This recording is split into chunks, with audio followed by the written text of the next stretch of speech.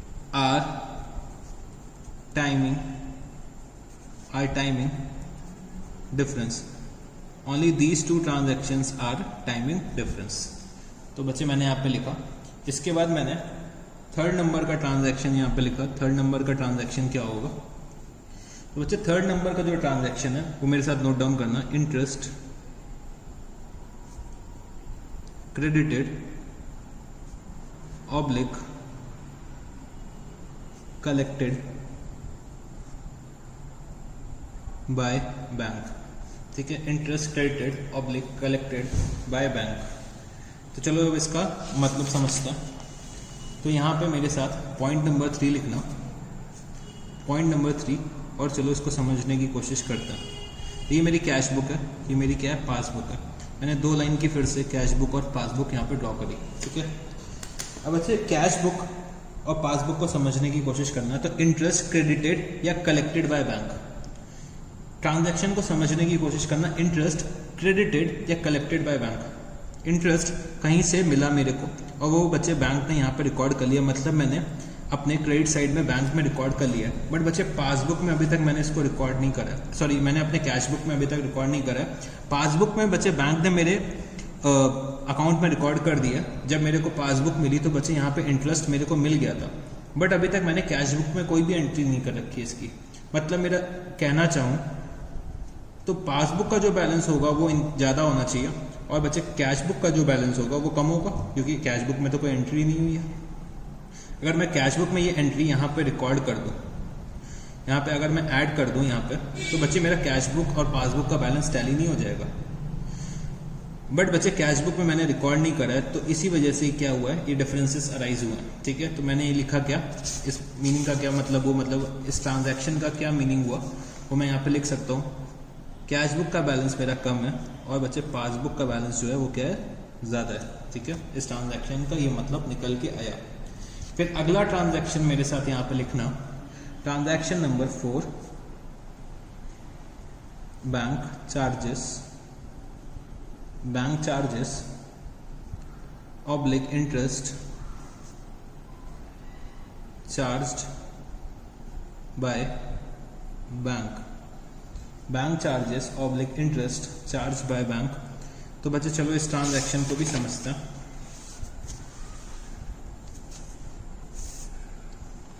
तो मैंने यहाँ पे लिखा ट्रांजैक्शन नंबर 4. फिर से मैं क्या करने जा रहा हूँ, छोटी सी कैश बुक बनाता हूँ 2 लाइन की, और बच्चे छोटी सी पासबुक बनाता हूँ 2 लाइन की. ठीक है, तो कैश बुक और पासबुक मैंने यहाँ पे बना लिया. ठीक है, अब समझने की कोशिश करना ट्रांजैक्शन को. तो ट्रांजैक्शन क्या था, bank charges oblique interest charge by the bank. तो बच्चे बैंक ने कुछ इंटरेस्ट चार्ज कर लिया या बैंक चार्जेस चार्ज कर लिए, वो मेरे को क्या करा होगा, बैंक ने डेबिट कर रखा होगा. ठीक है, डेबिट कर दिया, मतलब डेबिट करने से मेरा क्या हो गया होगा, पासबुक का बैलेंस डिक्रीज हो गया होगा. बट बच्चे अभी तक मैंने कैश बुक में एंट्री नहीं कर रखी है. कैश बुक में अभी तक मैंने क्या करा है, एंट्री नहीं कर रखी है. मतलब मेरे कैश बुक का जो बैलेंस होगा वो क्या होगा, ज़्यादा होगा. ठीक है, अगर मैं कैश बुक में यहाँ पे रिकॉर्ड कर दूँ तो बच्चे मेरा कैश बुक और पासबुक टैली हो जाएगा.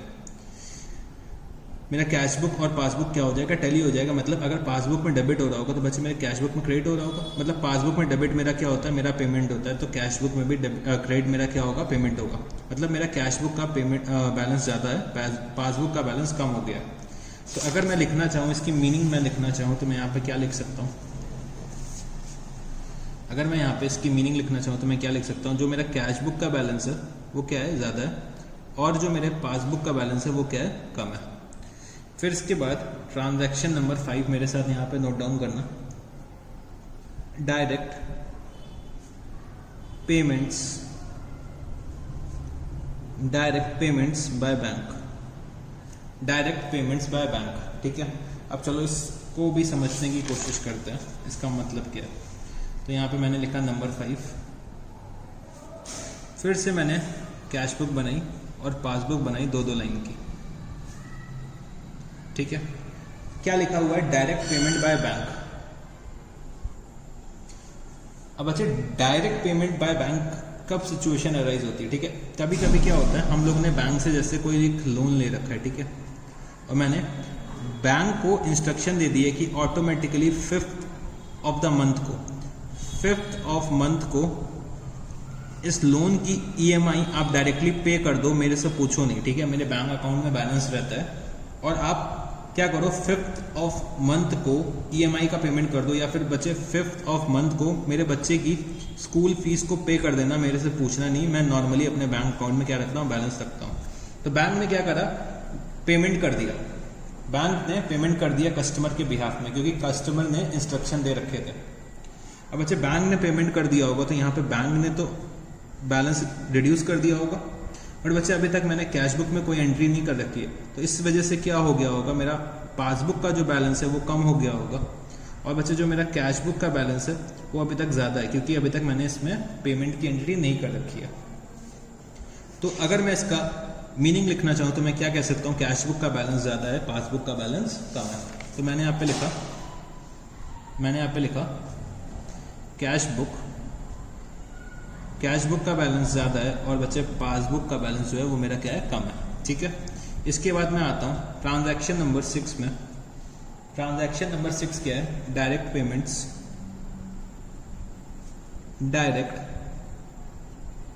Payments into bank. Direct payments into bank. अब चलो इसको भी समझते हैं। मैंने यहाँ पे लिखा ट्रांजैक्शन नंबर 6 और फिर से मैंने कैश बुक और पासबुक बना लिए 2-2 लाइन की छोटी सी, ठीक है। कभी भी आपको क्वेश्चन में दिक्कत है, ठीक है, तो एक वर्किंग नोट में जाके एक छोटी सी 2-2 लाइन की कैश बुक और पासबुक बना लीजिए और मतलब निकालने का कोशिश करिए। कभी भी एग्जाम में आपका क्वेश्चन जो होगा वो गलत नहीं होगा। तो समझने की कोशिश करना है, डायरेक्ट पेमेंट्स इनटू बैंक। तो मेरे कस्टमर जो थे उनके पास क्या था, मेरा बैंक अकाउंट नंबर था, तो मैं बार बार अपने कस्टमर से कहता था कि मेरे बैंक अकाउंट में पैसा डिपॉजिट कर दो।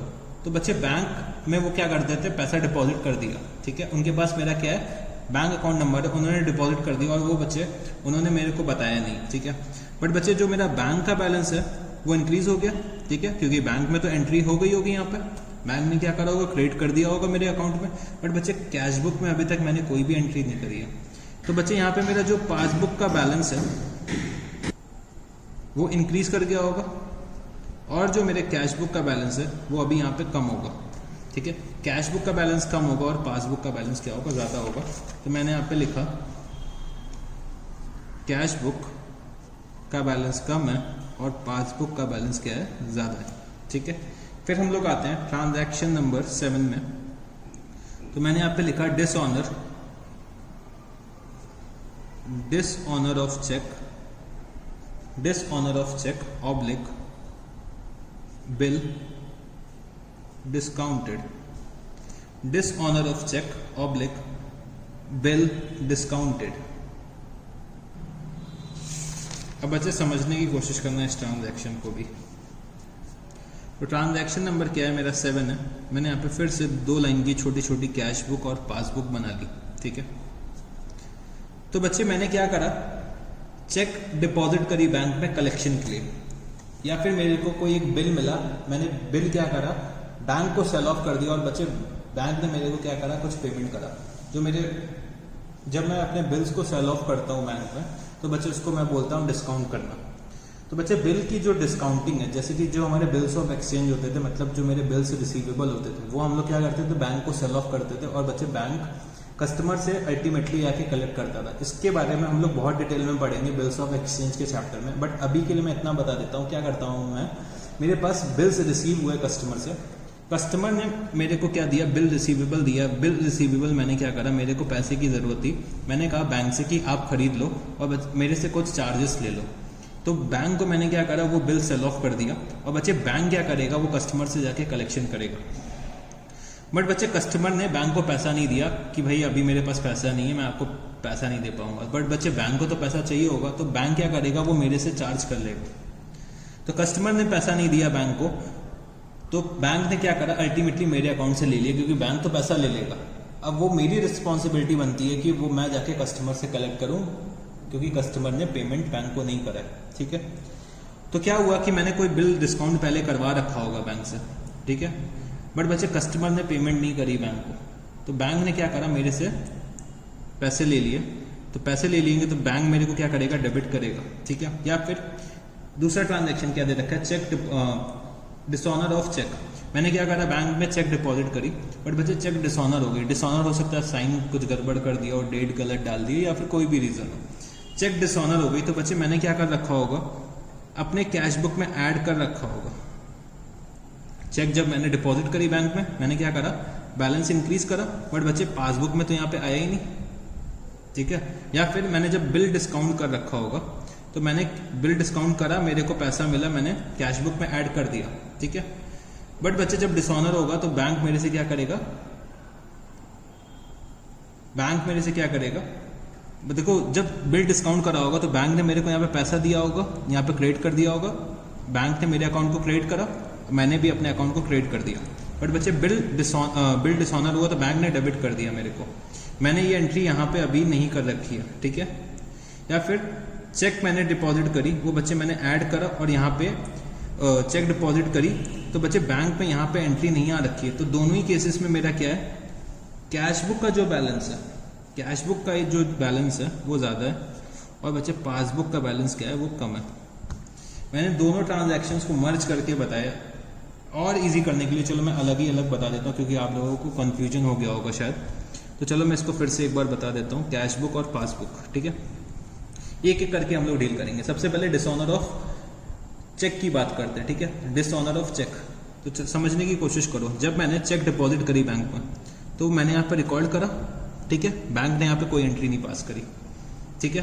बैंक ने मेरे को एक खबर भेजी, एक न्यूज़ भेजी कि आपकी जो चेक है वो क्या हो गई, डिसऑनर हो गई है, ठीक है, डिसऑनर हो गई है। बच्चे डिसऑनर जब होगी तो हम लोग क्या करेंगे, अपने चेक की एक रिवर्सल एंट्री पास करेंगे। हम लोगों ने पढ़ा था डेटर टू पे, डेटर टू पे के बारे में हम लोगों ने पढ़ रखा था। तो बच्चे चेक डिसऑनर हो गई तो मेरे को यहाँ पे माइनस करना चाहिए, बट बच्चे अभी तक मैंने माइनस नहीं कर रखा है, तो मेरा क्या होना चाहिए, कैश बुक का बैलेंस ज़्यादा है और पासबुक का बैलेंस कम है, पहला सिचुएशन। दूसरी सिचुएशन में मेरा क्या है, बिल जो मेरा है, बिल क्या हो गया, डिसऑनर हो गया। चलो इसको और अच्छे से समझते हैं। जब मैंने बिल बैंक को सेल ऑफ करा तो बच्चे बैंक ने मेरे को कुछ पेमेंट करा होगा, तो वो बच्चे मैंने यहाँ पे ऐड करा, मैंने अपने पासबुक में भी, मतलब बैंक ने मेरे पासबुक में भी ऐड कर दिया। बट बच्चे जब वो पैसा बिल का बैंक कस्टमर के पास लेने गया, कस्टमर ने मना कर दिया कि भाई मेरे पास पैसा नहीं है, मैं आपको पेमेंट नहीं कर पाऊंगा, तो मेरा बिल वो क्या हो गया, डिसऑनर हो गया, क्योंकि उसका पेमेंट नहीं हुआ। तो बैंक ने क्या करा, बैंक जो ये थी उसने क्या करा, मेरे अकाउंट में डेबिट कर दिया, यहाँ पे मेरे अकाउंट में माइनस कर दिया। बट बच्चे अभी तक मैंने ये एंट्री कर नहीं रखी है, ये एंट्री मैंने यहाँ पे कर नहीं रखी, मतलब मेरा क्या है, कैश का बैलेंस है वो ज़्यादा है और पासबुक का जो बैलेंस है वो क्या हो गया, कम हो गया। तो दोनों का रिजल्ट क्या निकलता है, कैश का बैलेंस ज़्यादा, पासबुक का बैलेंस कम, ठीक है। पहले मैंने ये दोनों एंट्रीज मर्ज करके समझाई थी, बट मेरे को लगा मेरे को अलग अलग समझाना चाहिए। चलो जी, फिर मैंने यहाँ पे लिखा कैश बुक का बैलेंस जो है वो ज़्यादा है और पासबुक का बैलेंस है वो कम है, ठीक है। इसका ये मीनिंग मैं निकाल के यहाँ पे लिखता जा रहा हूँ। मैं पहले समझा रहा हूँ, फिर यहाँ पे शॉर्ट में, जिससे कि हम लोग जब रिवाइज करें तो क्विकली हम लोग रिवाइज कर सकें किस चीज़ का क्या मतलब है, ठीक है। चलो जी, इसके बाद 8 नंबर का जो ट्रांजैक्शन है, चेक डिपॉजिटेड,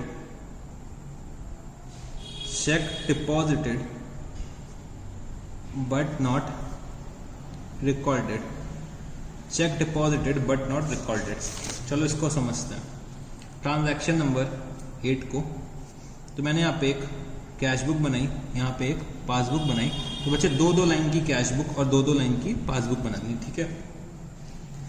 अब मैंने क्या ट्रांजैक्शन था, check deposited but not recorded. मेरे कस्टमर से मेरे को क्या मिली, एक चेक मिली, ठीक है। मैं मार्केट गया हुआ था, मैंने कस्टमर से चेक रिसीव करी और सामने ही बैंक थी, तो चेक जैसे ही मिली मैंने जाके बैंक में डिपॉजिट कर दी कि तुरंत मेरे को जल्दी से जल्दी पैसा मिल जाए, ठीक है। तो बैंक ने क्या करा, मेरे अकाउंट में पैसा ट्रांसफर कर दिया, यहाँ पे मेरे बैंक अकाउंट में पैसा आ गया। बट बच्चे जब मैं शाम को घर पहुंचा तो बच्चे मैं भूल गया कि मैंने एक चेक डिपॉजिट करी और मैं इसकी अपने बुक्स ऑफ अकाउंट्स में रिकॉर्डिंग करना भूल गया, मतलब अकाउंटिंग एंट्री पास करना भूल गया। तो बच्चे मेरे कैश बुक में तो वो आई नहीं, मेरे पासबुक का जो बैलेंस है वो इंक्रीज हो गया। तो अगर मैं इसका कंक्लूजन निकालना चाहूँ तो मेरा क्या है, कैश बुक का बैलेंस कम है और पासबुक का बैलेंस ज़्यादा है, ठीक है। तो ये सब क्या होता है, यही सब रीजंस होंगे जब आप क्वेश्चन सॉल्व करोगे, तो यही सब आपको देखने को मिलेगा। ये सब क्या होते हैं, रीजंस होते हैं, ये सब डिफरेंसेस होते हैं जो हमें क्या करना होगा, सॉल्व करना होगा। तो मतलब मेरा कैश बुक का बैलेंस है वो कम है और पासबुक का बैलेंस है वो क्या है, ज़्यादा है, ठीक है। चलो जी, इसके बाद अगर मैं आता हूँ ट्रांजैक्शन नंबर 9 में, तो मैं यहाँ पे क्या लिख सकता हूँ, चेक रिकॉर्डेड, चेक रिकॉर्डेड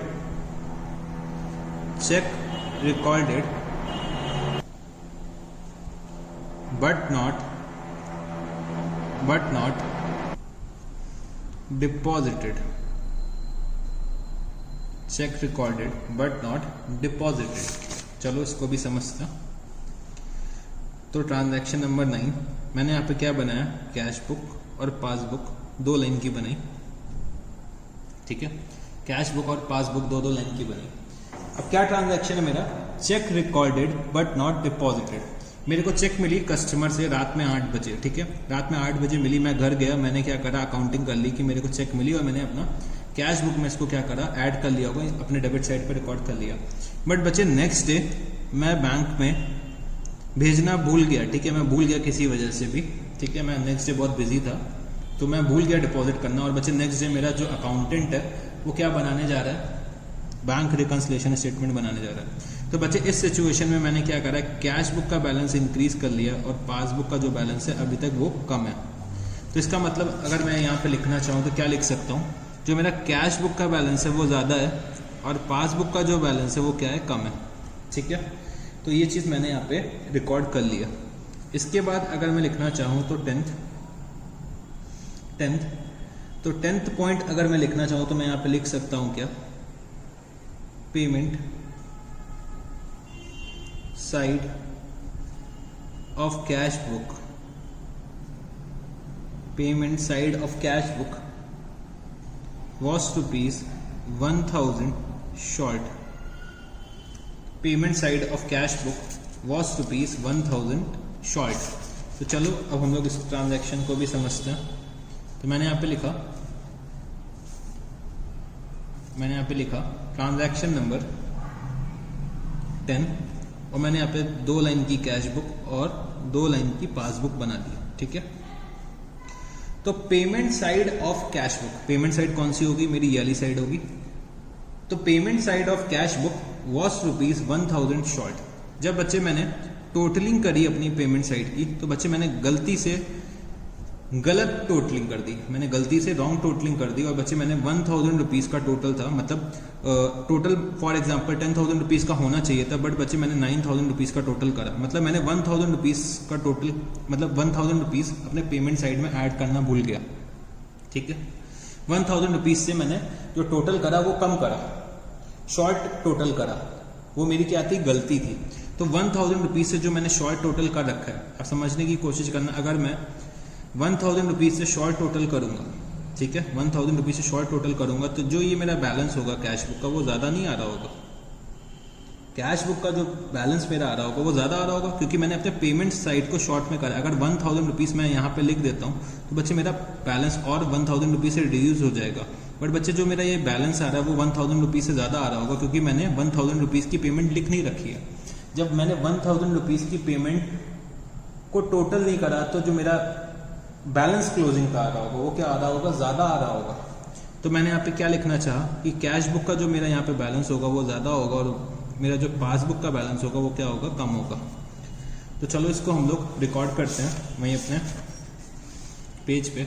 तो मैंने यहाँ पे लिखा क्या, कैश बुक का जो बैलेंस है वो मेरा क्या है, ज़्यादा है, और जो मेरा पासबुक का बैलेंस है वो क्या है, कम है, ठीक है। फिर हम लोग आते हैं ट्रांजैक्शन नंबर 11 पे। तो मैंने यहाँ पे क्या लिखा, रिसिप्ट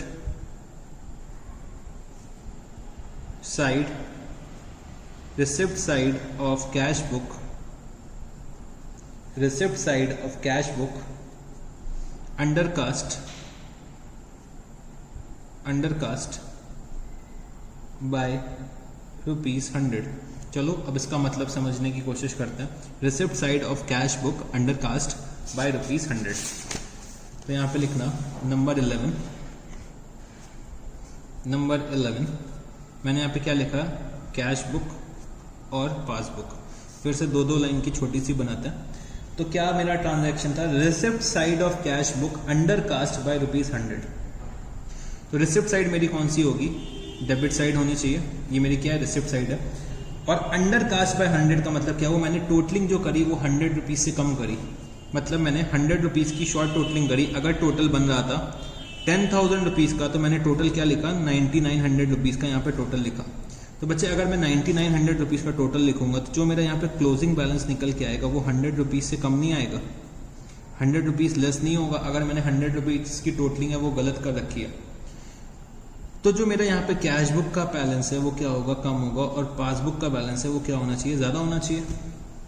ठीक है, तो इसी को मैं क्या करूंगा, लिख देता हूं आगे वाले पन्ने में कि इसका क्या मतलब निकल के आया, कि इसका मतलब ये निकल के आया मेरा जो कैश बुक का बैलेंस है वो कम है और पासबुक का जो बैलेंस है वो क्या है, ज्यादा है। फिर मेरा जो है ट्रांजैक्शन नंबर 12, ट्रांजैक्शन नंबर 12, तो ट्रांजैक्शन नंबर 12 मेरा क्या है, payment side of cash book overcast bye ₹100। Payment side of cash book was overcast bye ₹100। तो चलो इसको भी अब हम लोग समझते हैं।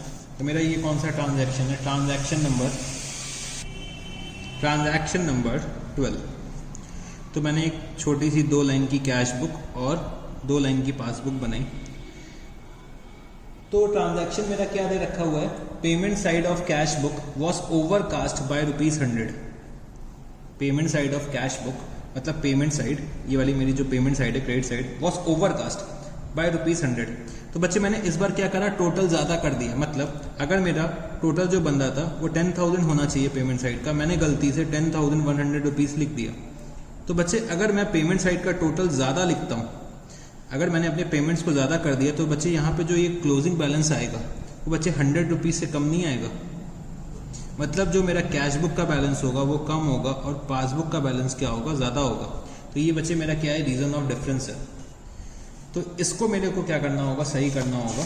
तो मैंने यहाँ पे लिखा, इसका मतलब क्या निकल के आया, जो मेरा कैश बुक का बैलेंस है वो क्या है, कम है, और जो मेरे पासबुक का बैलेंस है वो क्या है, ज्यादा है।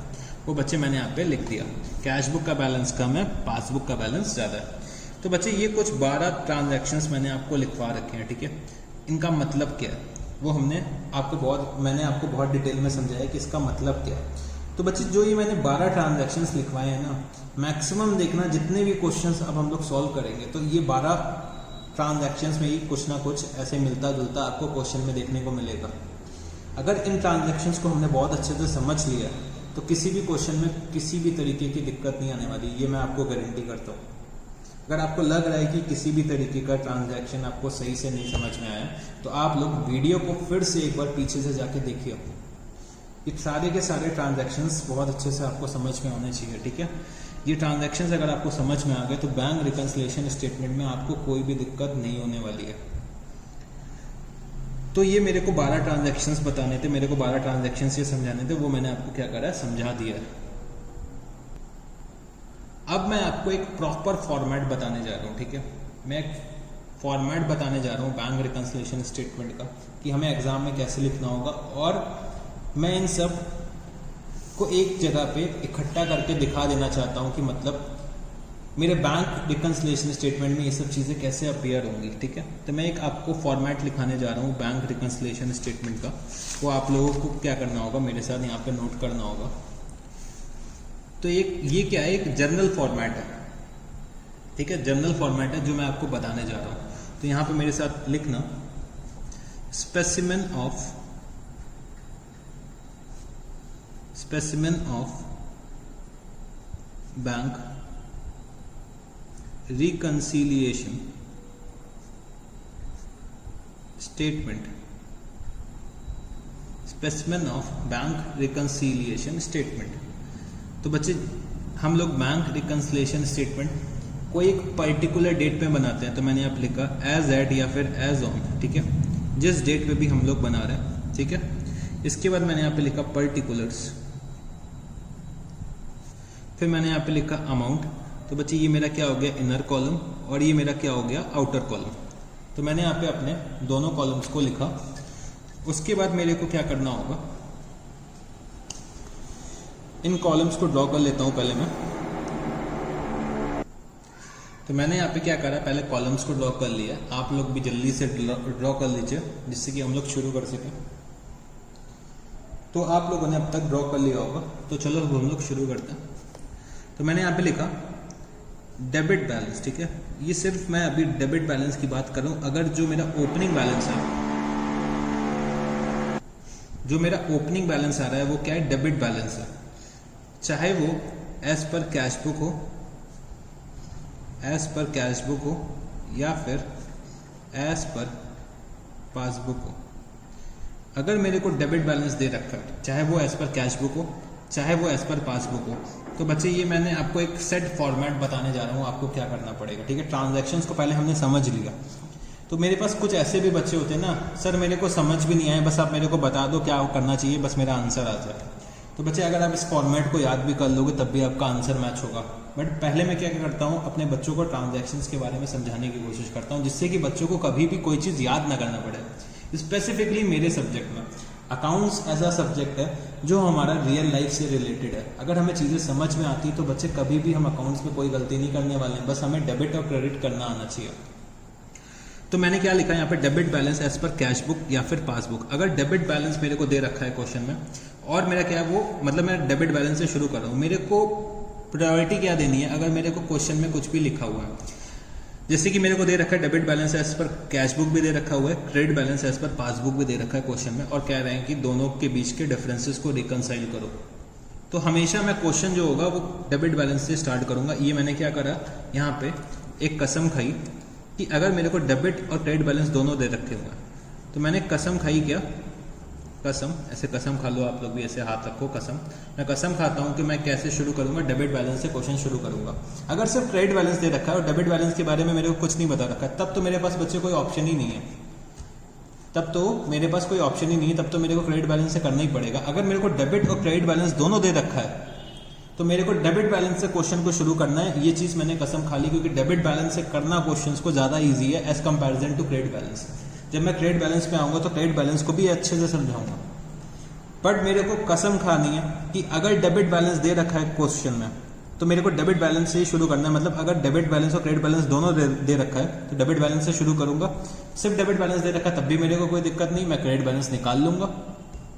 अगर क्रेडिट बैलेंस दे रखा है तब बच्चे मेरे पास कोई ऑप्शन ही नहीं है, मेरे को क्रेडिट बैलेंस से क्वेश्चन को सॉल्व करना पड़ेगा। बट बच्चे अगर मेरे को डेबिट बैलेंस दे रखा है तो मेरे को डेबिट बैलेंस से ही क्वेश्चन को सॉल्व करना है, ठीक है। तो डेबिट बैलेंस चाहे वो कैश बुक का हो चाहे वो पासबुक का, मेरे लिए ये इररिलेवेंट है, ये पार्ट इररिलेवेंट है कि वो मेरे कैश बुक का है कि वो मेरे पासबुक का है। अगर डेबिट बैलेंस है तो सबसे मेरे लिए सबसे क्या, सबसे अच्छी चीज़ है, वो आपको आगे चल के समझ में आएगी जब हम लोग क्वेश्चंस को सॉल्व करेंगे, ठीक है।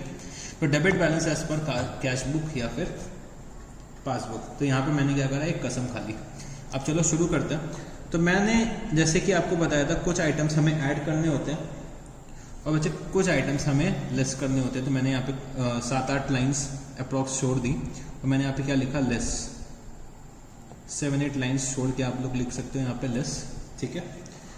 तो चलो मैं आपको ट्रांजैक्शंस नोट कराने जा रहा हूँ, कौन कौन से आइटम्स को मेरे को ऐड करना होता है। तो मैंने यहाँ पे लिखा ऐड पे number 1, cheque issued, check issued but not presented, cheque issued but not presented.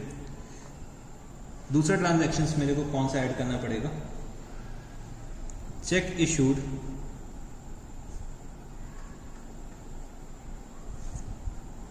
but presented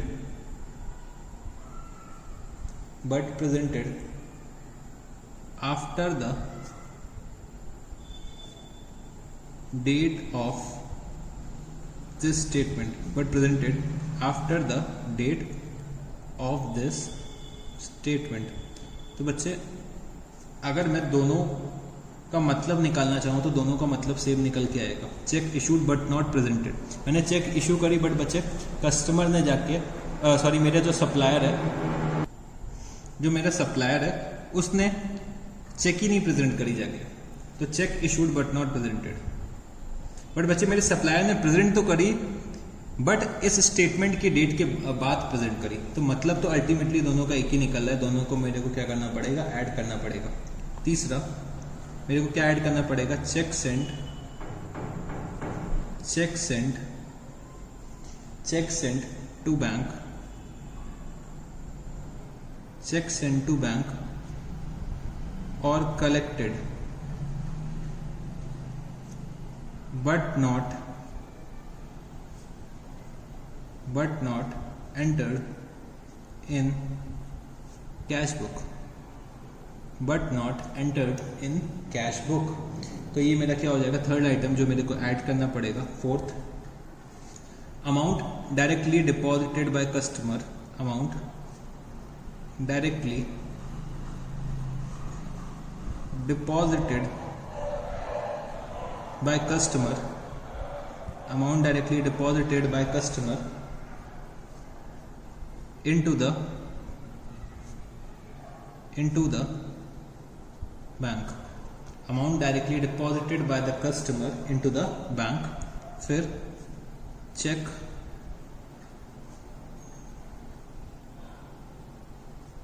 dishonored, check dishonored। अगर मेरी चेक डिसऑनर हो जाती है, चेक डिसऑनर हो जाती है तो बच्चे तब भी मैं क्या करूंगा, ऐड करूंगा। इसके बाद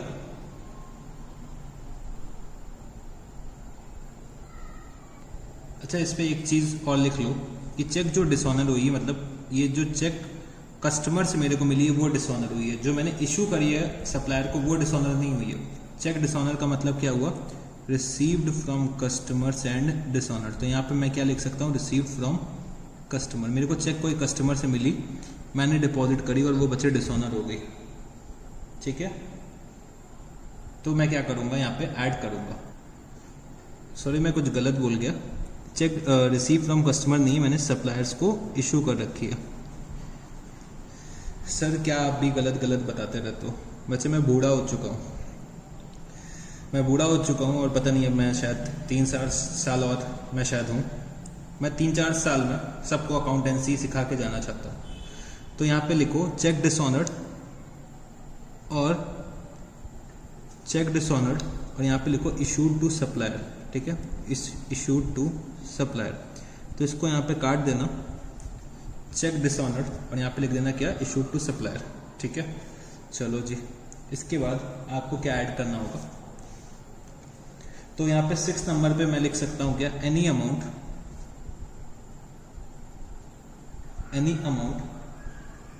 wrongly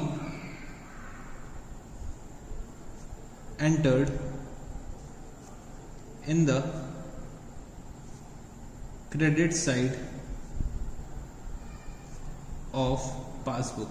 तो बच्चे कोई अमाउंट मैंने गलती से क्रेडिट साइड ऑफ पासबुक में लिख दिया, तो वो भी मैं क्या करूँगा, ऐड करूँगा। इसके बाद 7th number, interest credited by bank, interest credited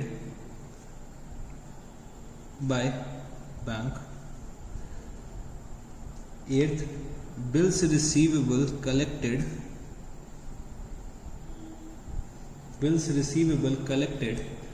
and entered in passbook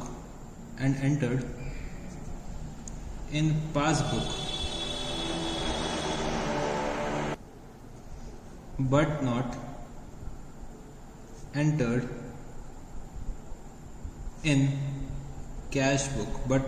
entered in cash book, तो बच्चे ये कुछ आइटम्स थे जो मेरे को क्या करना पड़ेगा, ऐड करना पड़ेगा, ठीक है। तो मैं यहाँ पे ऐसे लिख सकता हूँ, यहाँ पे मैंने सब में क्रॉस बना दिया, मतलब ये सब अमाउंट्स मैं यहाँ पे लिखूंगा, मैं यहाँ पे अमाउंट्स लिख देता हूँ, ठीक है। यहाँ पे अमाउंट्स मैं लिखूंगा,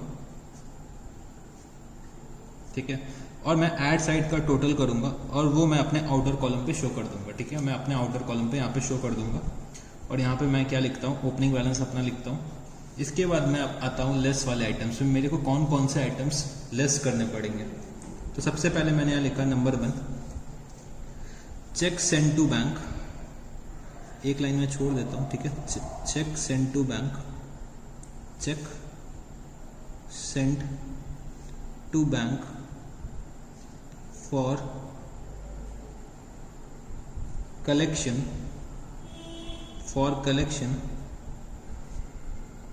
but not collected, check sent to bank for collection but not collected। इसके बाद चेक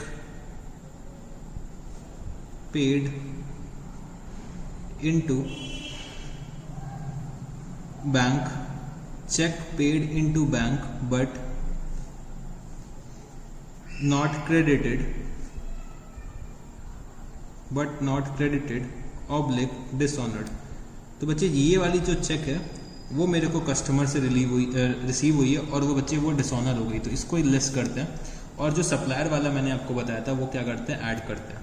तो कस्टमर से जो मेरे को चेक रिसीव हुई है और वो डिसऑनर हो गई तो हम लोग लेस करेंगे। और मैंने अगर चेक इशू कर रखी है सप्लायर को और वो बच्चे डिसऑनर हो गई है, मतलब मेरी गलती से हो सकती है, मैंने शायद गलत साइन बना दिया, तो इस वजह से क्या हुआ, चेक डिसऑनर हो गई, तो वो मैं क्या करूंगा, ऐड करूंगा।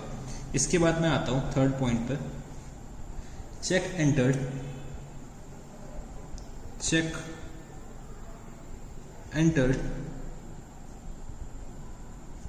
इन cash book but not sent to bank, check entered in cash book but not sent to bank। फिर मैंने यहाँ पे लिखा cheque issued and honored, cheque issued and honored मतलब मैंने चेक इशू करी और उसका पेमेंट भी हो गया। बट बच्चे मैं अपने कैश बुक में लिखना भूल गया, तो मैंने लिखा but not entered in cash book but not entered in cash book। तो बच्चे ये मेरा क्या हो गया, ट्रांजैक्शन नंबर 4 हो गया। तो यहाँ पे मैं लिखता भी जाता हूँ, क्रॉस क्रॉस क्रॉस, यहाँ पे मेरे को अमाउंट्स लिखना है, ठीक है। और ट्रांजैक्शंस भी मैं आपको बताने जा रहा हूँ, तो और ट्रांजैक्शंस आप लोग नोट करिए। ट्रांजैक्शन नंबर 5th, तो मैंने यहाँ पे लिखा transaction number 5th, bank charges, bank charges. बच्चे बैंक ने कुछ चार्जेस ले लिए, तो मैं क्या लिख सकता हूँ यहाँ पे, बैंक चार्जेस। तो बैंक चार्जेस को मैं क्या करूँगा, लेस कर दूंगा। इसके बाद direct payments by bank, direct payments by bank, बच्चे इसको भी मैं क्या करूँगा, यहाँ पे लेस कर दूंगा। फिर transaction number 7, any amount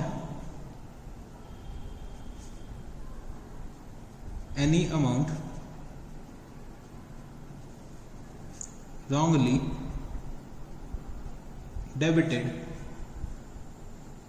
in passbook, any amount wrongly debited in passbook। तो वो भी बच्चे मैं क्या करूँगा, यहाँ पे लेस कर दूंगा, ठीक है। कोई अमाउंट मैंने गलती से डेबिट कर दिया है पासबुक में, तो वो मैं क्या करूंगा, लेस कर दूंगा, ठीक है। तो बच्चे जो भी लेस का टोटल आएगा वो मैं यहाँ पे लिखूंगा, ठीक है। फिर जो मेरा क्लोजिंग का टोटल आएगा वो मैं यहाँ पे लिखूंगा। और मैं क्या लिख सकता हूँ, डेबिट अगर ओपनिंग है तो बच्चे मेरा क्लोजिंग क्या होना चाहिए, क्रेडिट। तो डेबिट क्या होता है, अगर मेरा ओपनिंग डेबिट है तो मेरा क्लोजिंग क्या होना चाहिए, क्रेडिट। अगर मेरा ओपनिंग क्रेडिट है तो मेरा क्लोजिंग क्या होना चाहिए, डेबिट, ठीक है। तो मैंने यहाँ पे लिखा क्रेडिट बैलेंस एज पर, अगर बच्चे मेरा ओपनिंग कैश बुक था तो मेरा क्लोजिंग क्या आएगा, पासबुक। और मेरा ओपनिंग अगर पासबुक था तो बच्चे मेरा क्लोजिंग क्या हो जाएगा, कैश बुक।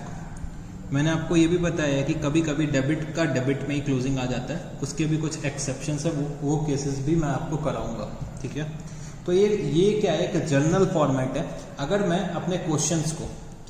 अपने क्वेश्चंस को शुरू करूं, मतलब मेरा अगर डेबिट बैलेंस का क्वेश्चन है तो अगर मैं डेबिट बैलेंस के क्वेश्चन को शुरू करता हूं, चाहे वो debit balance as per cash book हो चाहे वो पासबुक हो, डेबिट बैलेंस चाहे वो एज पर कैश बुक हो चाहे वो एज पर पासबुक हो, मेरे को कुछ आइटम्स ऐड करने, कुछ आइटम्स लेस करने, उसकी मैंने क्या करा है, एक डिटेल्ड लिस्ट मैंने आपको लिखवा दी। और बच्चे आंसर जो आएगा क्लोजिंग का वो बच्चे मतलब नॉर्मल केसेस में 95% केसेस में क्रेडिट में आएगा, बट बच्चे 5% केसेस में वो डेबिट में भी आ सकता है, ठीक है।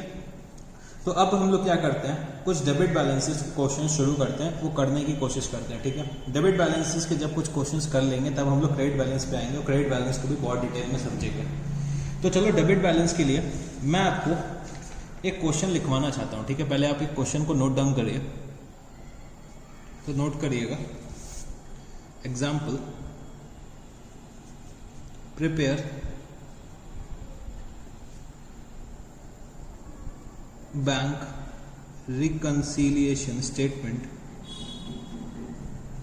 Prepare bank reconciliation statement. ठीक है, तो क्या क्या दे रखा हुआ है। Number A, favourable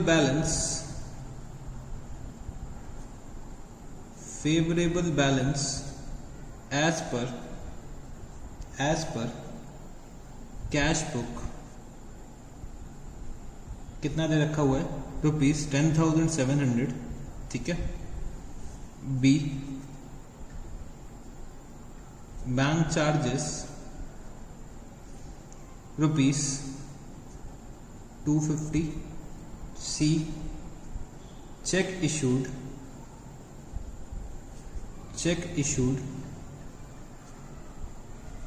but not presented, check issued but not presented, ₹1170, 1170।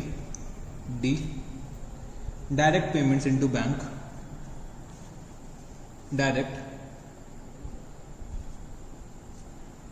payments into bank, तो डायरेक्ट पेमेंट्स इनटू बैंक कितना, ₹2500। E, check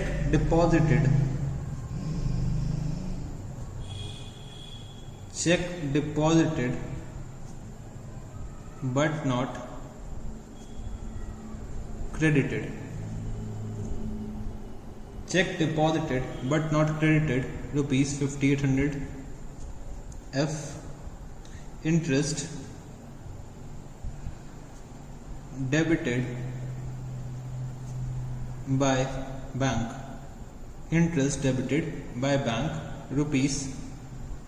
₹180। ठीक है, तो ये कुछ ट्रांजैक्शन है और क्वेश्चन मेरे से क्या कह रहा है, एक बैंक रिकंसिलिएशन स्टेटमेंट बना के दिखा दो। ठीक है, तो जो क्वेश्चंस हमें मिलेंगे वो उसमें बच्चे हमें कैश बुक और पासबुक, उसमें हमें कैश बुक और पासबुक नहीं मिलेगी। उसमें हमें ऐसे कुछ जो क्वेश्चंस होंगे उसमें ऐसे कुछ ट्रांजैक्शंस दे रखे होंगे और बच्चे वो मेरे को रिकॉर्ड करने पड़ेंगे बैंक रिकंसिलिएशन स्टेटमेंट में।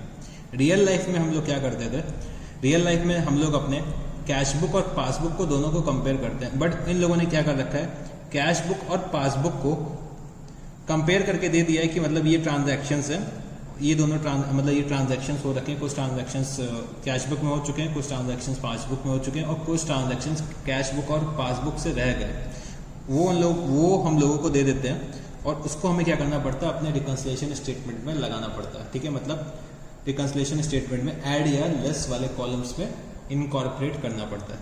चलो शुरू करते हैं यहाँ पे। तो bank reconciliation statement, bank reconciliation statement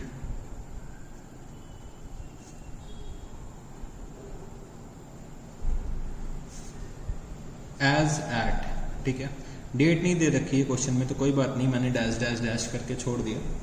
तो अब आप लोग क्या करो, कॉलम्स बना लो। तो मैंने यहाँ पे लिखा पर्टिकुलर्स, फिर मैंने यहाँ लिखा अमाउंट, ये मेरा क्या हो गया इनर कॉलम और ये मेरा क्या हो गया आउटर कॉलम। ठीक है, तो कॉलम्स आप लोग ड्रॉ कर लीजिए। तो मैंने यहाँ पे क्या लिखा, सबसे पहले मेरे को क्वेश्चन शुरू करने के लिए मेरे को किसी भी एक बुक का बैलेंस लिखना पड़ता है। ठीक है, तो मेरे को सिर्फ एक ही बुक का दे रखा है और क्या दे रखा है, favourable balance as per cash book. Favourable balance as per cash book का मतलब क्या हुआ, ये मेरा क्या है, डेबिट बैलेंस है। तो मैंने यहाँ पे लिखा फेवरेबल बैलेंस। ठीक है, फेवरेबल जैसा क्वेश्चन में लिख रखा है मैं वैसे ही लिखता हूँ, मैं चेंज करने की कोशिश नहीं कर रहा हूँ। तो मैंने यहाँ पे लिखा फेवरेबल बैलेंस। फेवरेबल बैलेंस का मेरे को मतलब क्या पता है, डेबिट बैलेंस है। तो favourable balance as per cash book.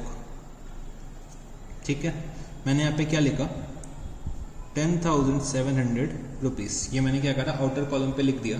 फिर मेरे को कुछ आइटम्स ऐड करने होते हैं, ठीक है, वो मैंने ऐड लिखा है यहाँ पे। और मेरे को कुछ आइटम्स लेस करने होते हैं, तो मैंने यहाँ पे लिखा लेस। कुछ आइटम्स ऐड करने होते हैं, कुछ आइटम्स मेरे को लेस करने होते हैं। तो वो बच्चे मैंने यहाँ पे लिख लिया। अब चलो एक एक ट्रांजैक्शन को पढ़ते हैं और समझने की कोशिश करते हैं। तो क्या दे रखा हुआ है कि बैंक चार्जेस ₹250। तो बैंक चार्जेस से मेरे को क्या समझ में आता है, मैं यहाँ पे क्या करता हूँ, एक वर्किंग नोट बनाता जाता हूँ, एक एक ट्रांजैक्शन को पहले मैं आपको समझा देता हूँ, ठीक है। तो अभी हम लोग बहुत टाइम स्पेंड कर रहे हैं क्योंकि हम लोग एक एक ट्रांजैक्शन को समझ रहे हैं। जब मेरे को लगेगा कि हाँ अब आपको चीज़ समझ में आ गई तो मैं अपनी स्पीड इंक्रीज कर जाऊँगा, ठीक है। तो कुछ क्वेश्चंस को मैं थोड़ा थोड़ा धीमे धीमे बहुत डिटेल में समझा के करूँगा, फिर मैं धीमे धीमे अपनी स्पीड भी इंक्रीज करूँगा क्योंकि मैं आपको ये सारे ट्रांजैक्शंस ऑलरेडी एक बार समझा चुका हूँ। मैं फिर से भी तब भी मैं धीमे धीमे एक बार और समझाऊँगा, डिटेल में समझाऊँगा, ठीक है। फिर मैं थोड़ी सी स्पीड इंक्रीज करूँगा, मतलब बाद में भी मैं समझाऊँगा, ऐसा नहीं कि मैं नहीं समझाऊँगा, बट बच्चे मेरी थोड़ी सी स्पीड होगी वो इंक्रीज हो जाएगी क्वेश्चन को सॉल्व करने की। चलो जी समझते हैं बैंक चार्जेस। तो मैंने यहाँ पे क्या करा, एक कैश बुक बनाई 2 लाइन की, एक पासबुक बनाई 2 लाइन की। Bank charges 250। तो बच्चे बैंक ने क्या करा, चार्जेस अपने लगा दिए। तो बच्चे बैंक चार्जेस मेरे कहाँ पे आ रहे होंगे, पासबुक के डेबिट साइड में। मैंने क्या करा, अपना बैलेंस जो है वो रिड्यूस कर लिया, मतलब पासबुक का बैलेंस है वो क्या हो गया, रिड्यूस हो गया, बट बच्चे कैश बुक का बैलेंस अभी भी क्या है, ज़्यादा है। अगर मेरे को इन दोनों बैलेंसेस को टैली करना है, ठीक है, इन दोनों बैलेंसेस मतलब ये वाला बैलेंस और ये वाला बैलेंस को अगर टैली करना है तो बच्चे मैं कहाँ से जा रहा हूँ, कैश बुक से पासबुक में जा रहा हूँ। अगर मैं अपना क्वेश्चन कैश बुक से शुरू कर रहा हूँ तो मतलब कैश बुक से मैं पासबुक को मिलाने की कोशिश कर रहा हूँ, तो मैं कहाँ पे जा रहा हूँ, कैश बुक से पासबुक में जा रहा हूँ। तो बच्चे जो ये बैलेंस है वो 250 रुपीज़ से ज़्यादा होगा क्योंकि यहाँ पे तो 250 रुपीज़ माइनस होगा। ये जो बैलेंस अगर 250 रुपीज़ से ज़्यादा है, अगर मैं यहाँ पे -250 लिख दूँ तो बच्चे ये दोनों बैलेंस होंगे वो टैली नहीं कर जाएंगे। तो बच्चे मेरे को क्या करना पड़ेगा, माइनस करना पड़ेगा। तो मैंने यहाँ पे लिखा माइनस। अगर आपको जो मैंने एक एग्जॉस्टिव लिस्ट लिखवाई है अभी, अगर उसमें भी देखो जाके तो बैंक चार्जेस मेरे क्या हो रहे होंगे, माइनस हो रहे होंगे। तो वो बच्चे जो याद करना चाहते हैं वो वैसे भी कर सकते हैं, मैं आपको समझा के कराना चाहता हूँ कि आप लोगों को चीज़ें याद ना करनी पड़े, क्योंकि आप लोगों को और भी सब्जेक्ट्स पढ़ने हैं। आपके पास लॉ है, लॉ में बहुत सी चीज़ें याद करनी पड़ती हैं, इकोनॉमिक्स में बहुत सी चीज़ें याद करनी पड़ती है। तो मैं नहीं चाहता कि आप मेरे सब्जेक्ट में चीज़ों को याद करें, ठीक है। तो बैंक चार्जेस मैंने 250 रुपीज़ लेस कर दिया यहाँ पर, ठीक है। फिर मेरा क्या दे रखा हुआ है, check issued but not presented ₹1170। अब समझते हैं पहले इस ट्रांजैक्शन को। इस ट्रांजैक्शन का क्या मतलब है, चेक इशू करा बट बच्चे मैंने चेक इशू तो कर दिया अपने सप्लायर्स को, बट सप्लायर्स ने प्रेजेंट नहीं करा। तो जब मैंने चेक इशू करा होगा तो यहाँ पे एक एंट्री कर दी होगी, ठीक है। मेरा बैंक का बैलेंस क्या हो रहा होगा, डिक्रीज करने के लिए मैंने एक एंट्री पास कर दी। तो ये जो बैलेंस आ रहा है वो बच्चे इन चेक्स के पेमेंट को माइनस करने के बाद आ रहा होगा, बट बच्चे अभी तक ये चेक्स बैंक में प्रेजेंट नहीं हुई हैं। तो मतलब जो ये पासबुक का बैलेंस होगा वो ज़्यादा होगा, ठीक है। मैं कहाँ पे जा रहा हूँ, कैश बुक से पासबुक जा रहा हूँ, तो मतलब मेरा कैश बुक का बैलेंस कम है। अगर मैं ये एंट्रीज नहीं लिखता तो बच्चे मेरा बैलेंस जो था वो टैली हो जाना चाहिए था, बट बच्चे मैंने ये आइटम्स लिख दिए हैं, मैंने माइनस कर दिया। तो अब मेरे को क्या करना पड़ेगा, टैली करवाने के लिए ऐड करना पड़ेगा। मैं कैश बुक से पासबुक में जा रहा हूँ तो मेरे को क्या करना पड़ेगा, ऐड करना पड़ेगा। मेरे को अपने कैश बुक को पासबुक से टैली करना है, मतलब पासबुक का बैलेंस ज़्यादा है, कैश बुक का बैलेंस कम है। तो मैं अगर कैश बुक के बैलेंस को इंक्रीज कर दूं तो बच्चे मैं पासबुक के बैलेंस से टैली नहीं कर जाऊंगा। तो मेरे को क्या करना पड़ेगा, ऐड करना पड़ेगा। मैंने यहाँ पे लिखा ऐड वाले कॉलम में number 1, cheque issued but not presented, cheque issued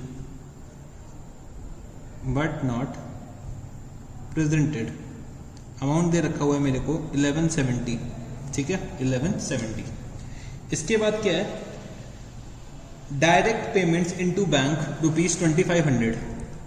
तो बच्चे मेरे कस्टमर्स ने मेरे बैंक अकाउंट में कुछ पेमेंट डिपॉजिट कर दी, ठीक है। तो जो ये मेरी पासबुक है, तो मेरे कस्टमर्स ने बैंक अकाउंट में डिपॉजिट करा, तो मेरे बच्चे पासबुक में मैंने यहाँ पे अपने क्रेडिट साइड पे रिकॉर्ड कर लिया। तो जो ये पासबुक का बैलेंस आ रहा होगा वो क्या आ रहा होगा, ज़्यादा आ रहा होगा। और बच्चे मैंने यहाँ पे अभी तक कैश बुक में रिकॉर्ड नहीं कर रखा है, तो ये मेरा जो क्लोजिंग बैलेंस आ रहा होगा कैश बुक का वो क्या होगा, कम होगा, और पासबुक का बैलेंस क्या होगा, ज़्यादा होगा। तो बच्चे इन दोनों बैलेंसेस को मेरे को टैली करना है। पासबुक का बैलेंस ज़्यादा है, कैश बुक का बैलेंस क्या है, कम है। तो कैश बुक का कम है तो मैं क्या करूँगा, कैश बुक के बैलेंस को इंक्रीज करूँगा, मतलब मैं ऐड करूँगा कितना, कितना अमाउंट दे रखा हुआ है, मैं कितना अमाउंट ऐड करूंगा, 2500 रुपीज़ ऐड करूंगा। और बच्चे इसका रीज़न क्या है, डायरेक्ट पेमेंट्स। तो direct payments into bank, direct payments into bank, ठीक है, डायरेक्ट पेमेंट्स इनटू बैंक। तो बच्चे मैंने यहाँ पे डायरेक्ट पेमेंट्स इनटू बैंक को क्या कर लिया, ऐड कर लिया। इसके बाद जो मेरे को ट्रांजैक्शन दे रखा हुआ है, check deposited but not credited ₹5800। चलो समझते हैं इस ट्रांजैक्शन को भी। तो मैंने यहाँ लिखा नंबर 4, कैश बुक बनाई 2 लाइन की और पासबुक बनाई 2 लाइन की, ठीक है। Check deposited but not credited, मैंने क्या करा, चेक रिसीव करी कस्टमर से और बैंक भेज दी, ठीक है। तो मैंने जब चेक रिसीव करी तो बच्चे मैंने यहाँ पे एंट्री कर दी और मैंने यहाँ पे ऐड कर दिया। तो जो ये मेरा बैलेंस आ रहा होगा इसमें ये अमाउंट एडेड होगा।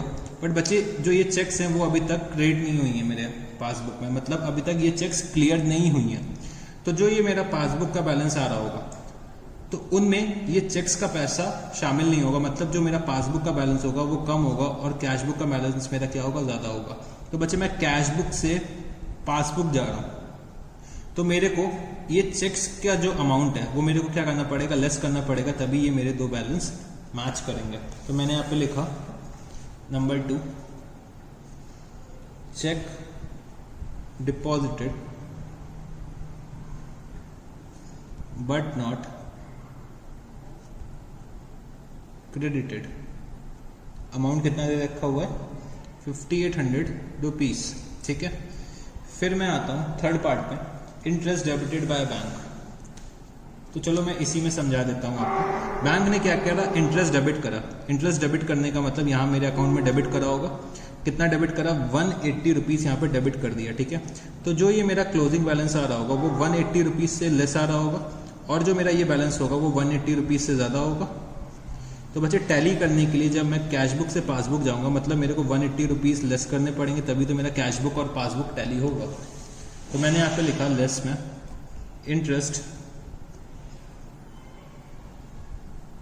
Interest debited by bank. मैंने आप लिखा कितना, 180 रुपीज़, ठीक है। तो मैंने अपने सारे के सारे ट्रांजैक्शंस बैंक रिकंसिलिएशन स्टेटमेंट में डाल दिया।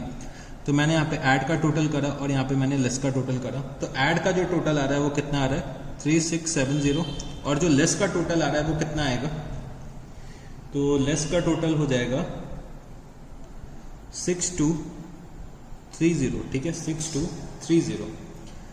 तो मैंने क्या करा, 10,700 प्लस 3670 माइनस 6230, तो मेरा जो बैलेंस आएगा वो कितना आएगा, 8140। और बचे डेबिट का किस में निकल के आएगा, क्रेडिट में, मतलब फेवरेबल बैलेंस। मैं फिर से लिख सकता हूँ फेवरेबल बैलेंस। बट बच्चे जो ये फेवरेबल बैलेंस होगा वो किसका होगा, as per cash book, as per passbook होगा, मतलब credit balance as per passbook मेरा क्या होता है, फेवरेबल बैलेंस होता है। तो फेवरेबल बैलेंस डेबिट का क्रेडिट में आ रहा है, ठीक है। और कैश बुक क्या हो जाएगा, पासबुक।